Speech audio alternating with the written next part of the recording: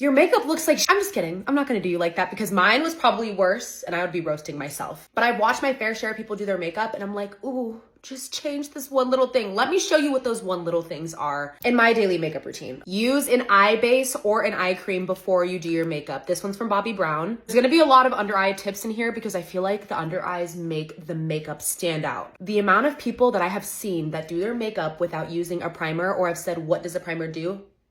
Turn around, put your arms behind your back. Because Nikki Tutorial said not to prime is a what? Using the Secure the Glow primer by One Size. She's grippy, she's hydrating, she's everything I want to start my makeup off with. Under eye concealer. I do this before foundation. You can do whatever you want. I use a more neutral tone and then a brighter one on the inner corner. Okay, the thing that I see the most is people applying their concealer all the way down here and leaving a gap under their eye.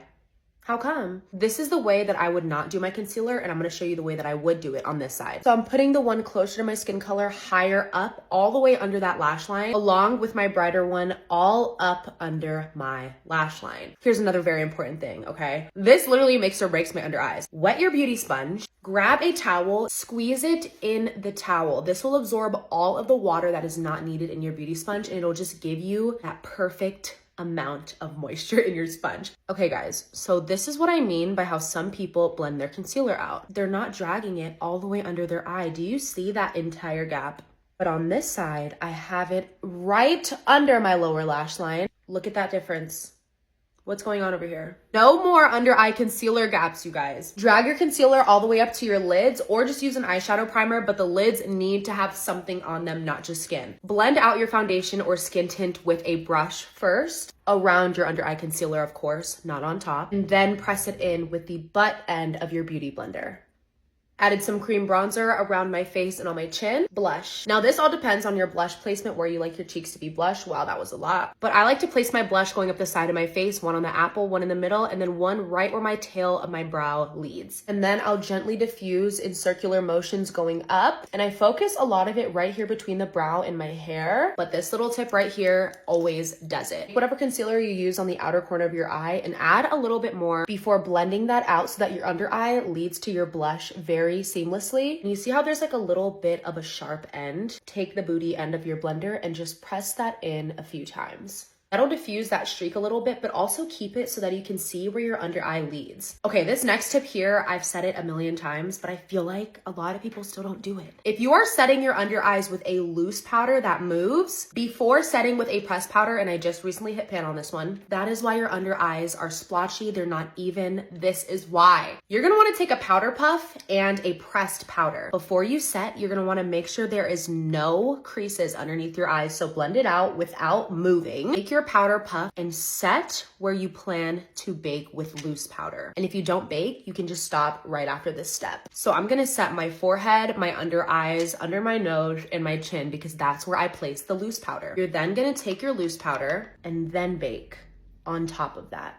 I love to bake with a loose powder after I set because it brightens the under eye. It makes everything look more flawless. Okay, we are all set. I'm gonna wait like 30 seconds before I show you how I dust off my bake. Time to dust her off. I always take a dense looking brush like this. I will press the powder in and then give it a gentle sweep from side to side. Press in and then sweep.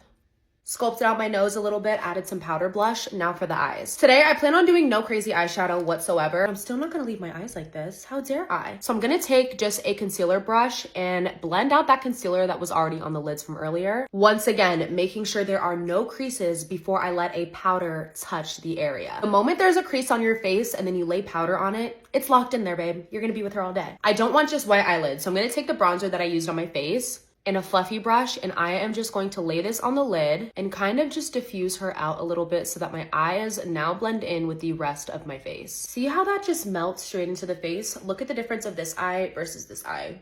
Okay, mascara is on and it's time for lashes. So yesterday I was going through my camera roll and I was like, why do I like my makeup so much more on this day? I had gigantic lashes on. Not gigantic, but like wispy, big lashes. I haven't worn a big lash in so long. I typically do half lashes, which I absolutely love. I couldn't find a good pair of wispies in my collection. So I'm resorting to these, but I'm gonna cut off the ends because we're not going that crazy today. I got these like 2 Halloweens ago, so this is all I can find. I don't know what that means, and I don't know where I got them. Something about me is, baby, I'm customizing my lash. I always trim them and then I'll pull them apart and kind of like position the lashes where I want them to go. Okay, I added the lashes on today. I want a bold lash. Okay, so don't talk about me if you don't like these. But I'm not done yet. Like I said, I am the lash customizing queen. These are the Winks by Ardell. They're press-on lashes, so you don't need any glue. I don't care. I will put glue on some lashes. I'll have a magnetic lash on there. I will have a brown lash on there. I feel like the 14s look really good. So what am I gonna do? Pop it right there. Look, it's already looking so much better. Okay, the lash look that I wanted has been executed successfully.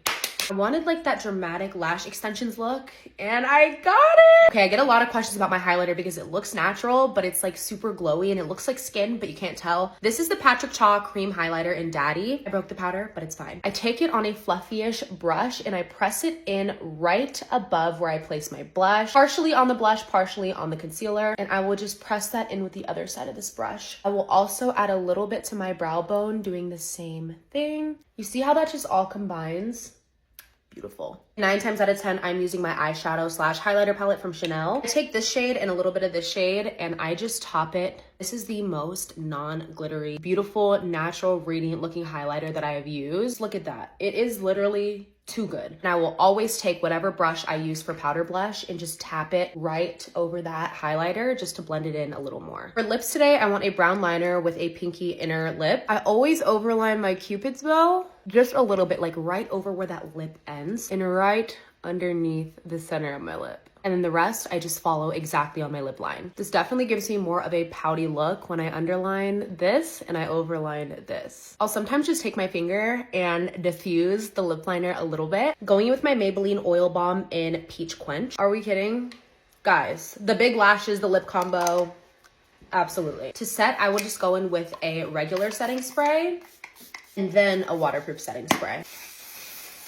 And that is how I get my cup of tea and my makeup. Obviously, it's not gonna be everyone's favorite. It is the way that I love to do my makeup. So let me know if I missed something that you guys absolutely want more in depth on. It's time to get on our game, y'all, okay?